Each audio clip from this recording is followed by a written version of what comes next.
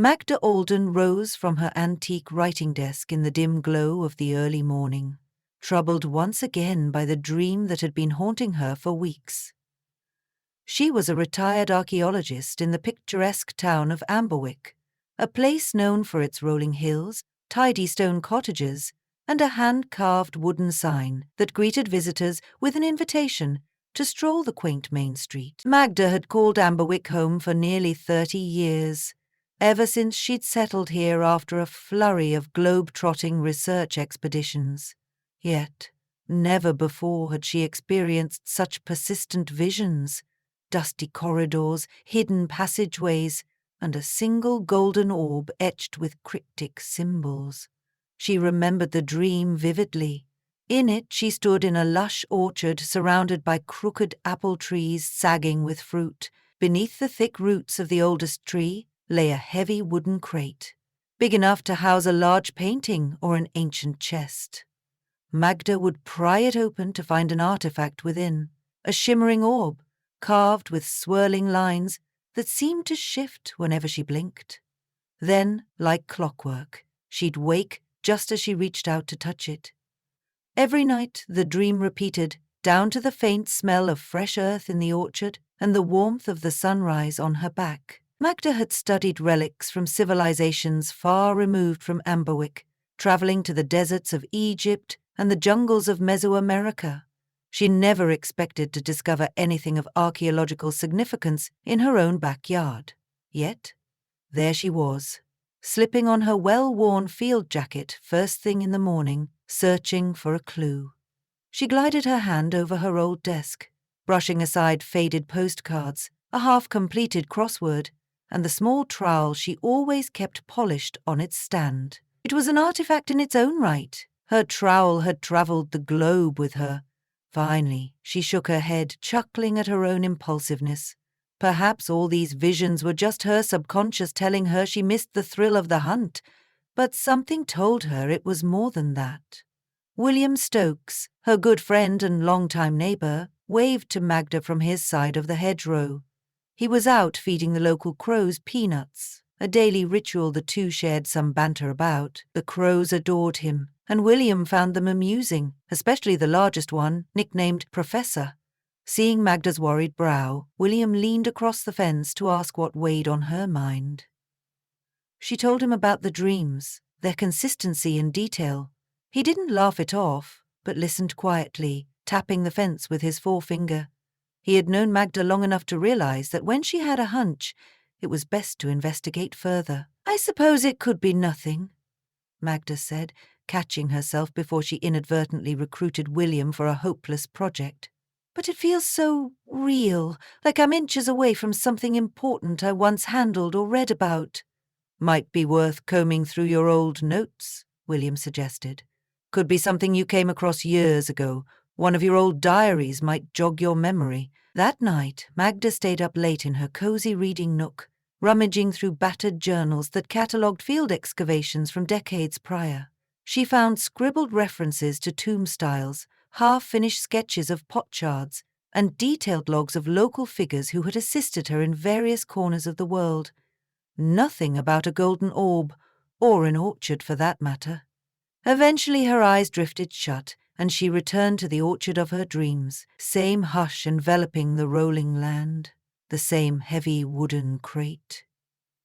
She awoke before dawn, heart pounding, more convinced than ever that something truly lay hidden beneath a local orchard. Amberwick had only one orchard large enough to match the dream, the sprawling farmland owned by the Pearsons, a family that grew apples, pears, and cherries. Simultaneously modern and rustic, the orchard boasted a cozy farm stand offering cider donuts, fresh jam, and a jaw-dropping view of the sun cresting the hills each morning. Magda had a history with the orchard, having hosted many a picnic on its grounds years earlier. Perhaps the orchard's centuries-old trees harboured more secrets than orchard gossip. Determined, she rang Lionel Pearson to inquire about a visit. "Of course, you're always welcome," Lionel replied, his tone cheerful. "We just finished the early apple harvest, so there's plenty of time to chat." Let me know if you need anything else while you're here. My wife Daisy will be glad to see you." The next day, Magda tucked her trail in a satchel and walked the short distance along the winding country road to the orchard. It was early enough that a crisp mist blanketed the land. She found Lionel standing beneath a canopy of apple trees, the burden of leftover fruit still weighing on the branches. He was a wide-shouldered man with a gentle manner and an easy laugh. "Magda, welcome," he said, extending a hand. "I see you brought equipment." He noticed the trowel's handle peeking from her satchel. "In a sense," she replied, a bit embarrassed. I've been having a dream about an artifact buried in an orchard.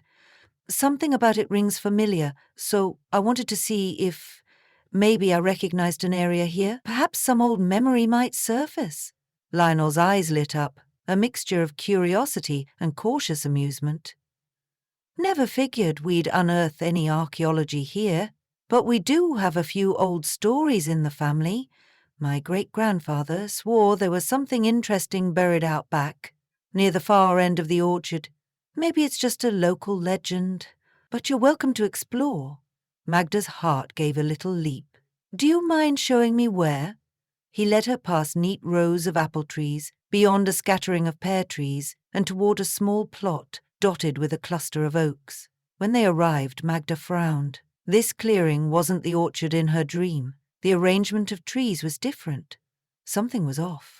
She scanned the horizon until she spied another patch of older apple trees on a gentle rise near a crooked barn. "Over there?"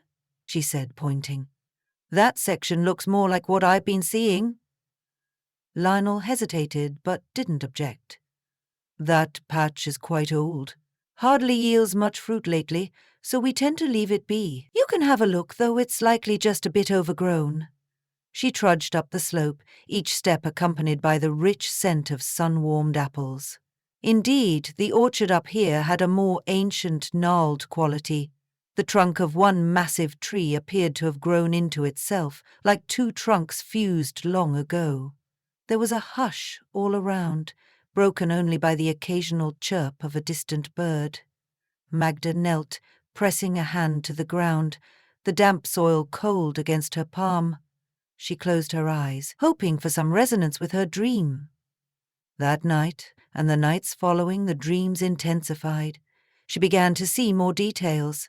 A carved symbol on the lid of the crate, reminiscent of Celtic knots. She also heard a faint voice calling her name, a whisper from the orchard. In the days that followed, she'd returned to that same patch of old apple trees, meticulously scanning the roots and the topsoil for any disturbance. If her dreams were accurate, the artifact shouldn't be buried too deep. Yet nothing triggered her inner archaeologist's sense of discovery. No subtle changes in the terrain. No lumps or ridges that might indicate something hidden below. Magda decided to make the search official, as if she were on a formal dig. Early one Thursday morning she arrived at the orchard with William, who offered to help with heavier digging. They brought measuring tape, shovels, and a grid for mapping. Their plan was systematic: examine each segment of ground in measured squares, removing sod carefully and sifting through soil for any sign of man-made objects. It was a tedious process, but Magda felt a familiar thrill. She could almost smell the adrenaline of past expeditions, the sense that each spadeful of soil might yield a doorway to history. They worked for hours, unearthing little more than old roots, pebbles, and the occasional bottle cap. William found a glass marble near the trunk of a particularly gnarled apple tree, which Magda identified as likely from a child's playset from the 1940s. By day's end, their dig area had expanded, and the orchard floor was pitted with shallow square trenches. No golden orb had materialized, yet Magda couldn't shake the conviction that something remained to be found. As dusk settled, Lionel arrived with Daisy, bringing homemade grape soda. Daisy wore a wide-brimmed sun hat and had a warm smile. Together they observed the small excavation site. "I'd always heard about the orchard's hidden treasure, but I didn't think anyone would ever try to find it," Daisy said with a laugh. Magda wiped sweat from her brow. From what I gather, your great-grandfather might have known something? Well, Daisy explained, he used to spin yarns about a local witch's apple tree, telling us that at the base of that tree was hidden a gateway to something. Of course, as kids, we ate it all up. Might just have been family lore. If it's not a bother, I'd love for you to keep searching a bit longer. Who knows? Maybe there's some truth to it.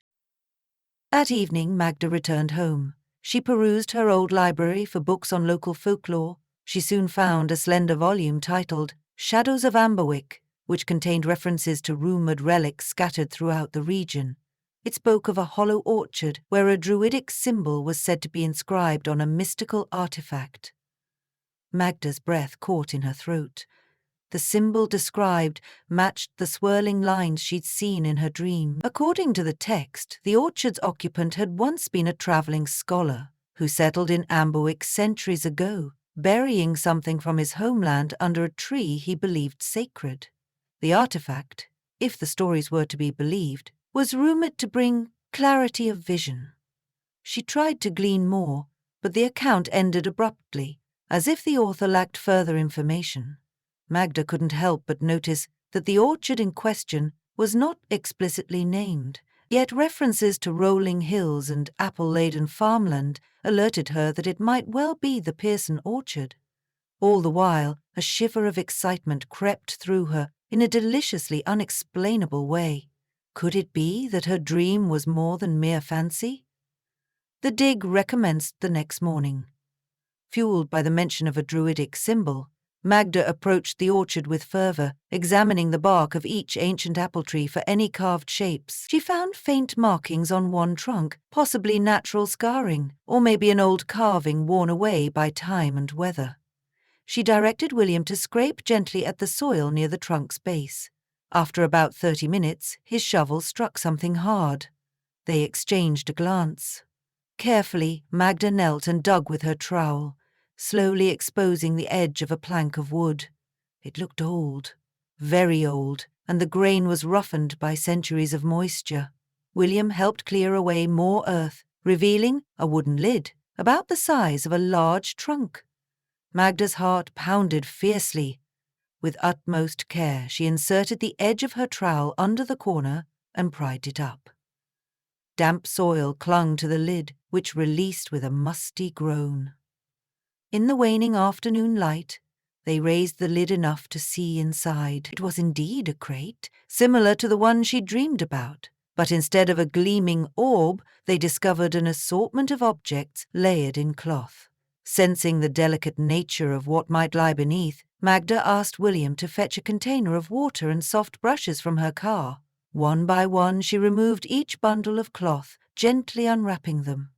The first few revealed battered ceremonial plates, tarnished silver chalices, and strange stone carvings. And then, at the bottom, nestled in the corner, was a small box carved from dark wood. Her pulse quickened as she lifted the box, noticing the same swirling lines she'd seen in her dreams. Exactly as described in Shadows of Amberwick. With trembling hands she raised the lid. Resting on faded velvet was a golden orb, no larger than an orange, its surface intricately etched with swirls that overlapped in a mesmerizing pattern. It glittered despite being out of direct sunlight, exuding a faint aura of warmth. Speechless, Magda stared, sensing she'd indeed found the relic that had beckoned her through so many nights. Word spread quickly through Amberwick that an archaeological treasure had been unearthed at the Pearson orchard. Curious townspeople gathered near the dig site, politely observing the taped-off area. Lionel and Daisy tried to keep the orchard's daily operations running smoothly amid the excitement, while children peered from behind trees, giggling at the grown-ups fussing in the dirt. A local reporter named Lily Overton arrived, snapping photographs and asking Magda for commentary. "What does this discovery mean for Amberwick?" Lily asked, her eyes sparkling. "Do you intend to keep digging around the orchard, or is this all you were looking for?" Magda offered a calm smile. "Well, I believe the orchard still has stories to tell. But for now, we've found an important artifact. I'll need to study it further, to date it and verify its origin. There might be more to uncover about whoever buried it here." That night, Magda tried to sleep, but her mind whirled with questions. Who had originally possessed the orb? Why bury it in an orchard and not place it in a museum or vault? The dreams had led her this far, but were they finished? She tossed and turned, eventually falling into a deep but restless sleep. Again, she dreamt of the orchard, but this time the dream changed. She was standing by a hooded figure who pointed silently at the orb. A wave of clarity washed over her, as though it were urging her to unravel the artifact's true history. In the days that followed, Magda studied the orb by daylight, consulting her collection of reference books. She carefully photographed the swirling symbols, comparing them to Celtic knotwork, Norse ornaments, and even the stylized patterns found in some Middle Eastern antiquities. Nothing was an exact match, but certain motifs hinted at an early medieval origin, likely from somewhere in the British Isles. She recalled that Amberwick had a stream of settlers from Scotland in the late 1700s. Perhaps one of them was the travelling scholar who had brought the orb. Meanwhile, rumours circulated that the Pearson orchard might be the site of a continuing dig, drawing a few amateur treasure hunters, hoping for a second crate or more valuables. While Lionel found it slightly amusing to see people wandering around with metal detectors, he grew concerned about the orchard grounds being torn up by strangers. He asked Magda if she could help quell the fervour, or at least manage it responsibly. Concerned, Magda persuaded the local historical society to rope off the orchard as a protected site. Lily Overton's newspaper articles helped rally town support so that any further excavations would be done properly.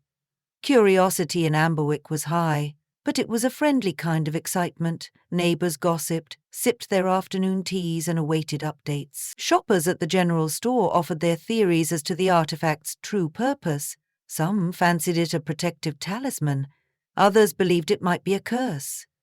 Yet in the comforting gloom of her study, Magda had come to believe the orb acted as a key perhaps to deeper knowledge or hidden compartments, both literal and metaphorical. One evening, as Magda was poring over old records, she received a call from Daisy Pearson. She sounded breathless. "Magda, I was flipping through some of our old family albums and found a letter, tucked behind a photograph. It's in my great-grandfather's handwriting. He wrote of a time capsule, or something like that, referencing a gift from the old country. You might want to see it." Magda slipped on her coat and hurried to the orchard, where Daisy showed her the letter, dated. Over 90 years ago, it described how the orchard's caretaker, rumoured to be a druidic descendant, believed an artifact of mystical importance should rest in the roots of a living tree, thereby uniting the old beliefs with the new land. "The orchard shall guard the great relic, a gift from ancestors to bring wisdom and clarity," the caretaker wrote. "It must remain here, unseen, until called upon by one who is worthy to unlock its secrets." Magda felt goosebumps. The caretaker had known the orb's significance, but how did Magda become the one guided by the dream? As she stood with Daisy under the orchard's canopy, she realized that perhaps it was a matter of heritage, or simply timing. Her entire life's work in archaeology had led her here. She remembered her grandparents emigrated from Scotland decades ago, carrying stories of old druidic lore. Somewhere in her lineage may have been a connection that resonated with this artifact, sparking the dreams that wouldn't let her rest until she found it. Back at her home, she placed the orb carefully on her desk. The warm lamplight flickered over its golden surface. She couldn't help but trace the swirling lines with a fingertip, feeling the gentle ridges. Something inside her stirred. Not exactly magic, but a deep sense of continuity with the past. A moment where time itself felt porous. She shut her eyes, and though she wasn't sleeping, she almost perceived a faint murmur voices from long ago. With William's help, she spent several weeks cataloguing each item in the crate. cleaning and preserving them using standard archaeological procedures. Plans took shape to house the relics in a local museum exhibit, showcasing Amberwick's hidden history. The Pearson family, proud stewards of the orchard, supported the idea wholeheartedly. By day, Magda meticulously documented the shapes and materials of the finds, and by night, her dreams finally began to subside, replaced by tranquil slumber. It was as though the orb was content now that it had been unearthed. A gentle drizzle fell on the morning when the entire collection, orb included, was transferred to a secure vault beneath the Amberwick Historical Museum. Magda couldn't help but feel a twinge of sadness, seeing the orb tucked away behind steel doors, but she consoled herself with the knowledge that the orb and its companions would soon be studied and displayed for everyone to appreciate. Even if its deeper mysteries remained partly veiled, its presence in the museum would stimulate conversation, bridging past and present for a town that cherished its historical threads. As the months passed, the orchard returned to its familiar rhythms of blossoms and harvest. People frequented the site more than ever, relishing cider donuts and strolling among the venerable apple trees. A fence and official plaque marked the location of the discovery, ensuring the orchard's story would never fade into obscurity again. Children listened wide-eyed as Lionel and Daisy would recount how an intrepid archaeologist named Magda had received dreams that reawakened the orchard's buried secret. Magda herself returned often, walking those gentle slopes with a sense of awe she'd never quite felt before. If not for an inexplicable dream, she might never have gone searching for the orb, missing out on the greatest local discovery she'd ever made. Sometimes Daisy would spot her just standing by the gnarled tree, eyes closed as if listening to something on the wind.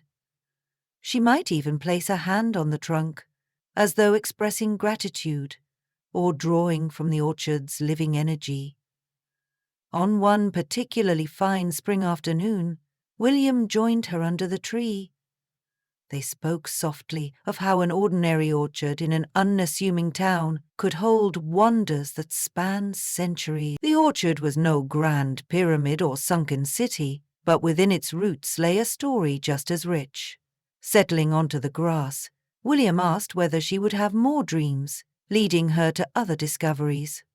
Magda smiled at him, her gaze drifting to the horizon where the farmhouse glowed in the afternoon sun. Perhaps, if I've learned anything, it's that the past has a way of speaking up when it's ready. Who am I to say I've had my last adventure?